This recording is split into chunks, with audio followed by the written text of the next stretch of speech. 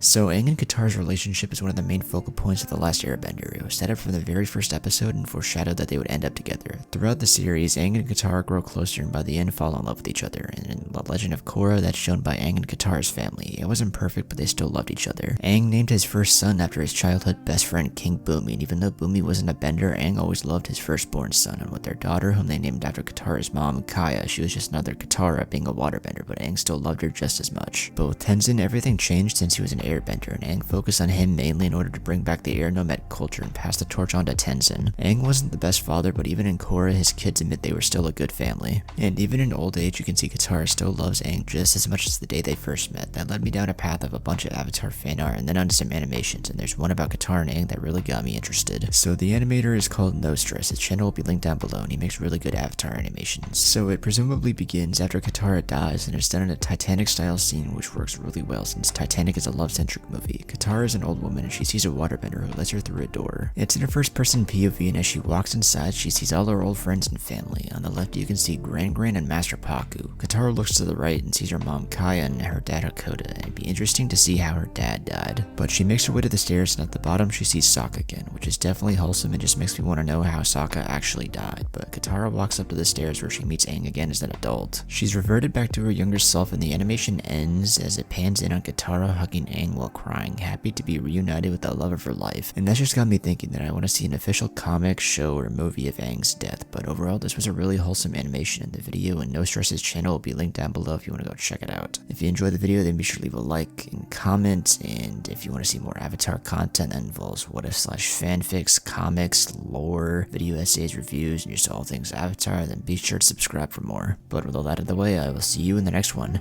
Peace.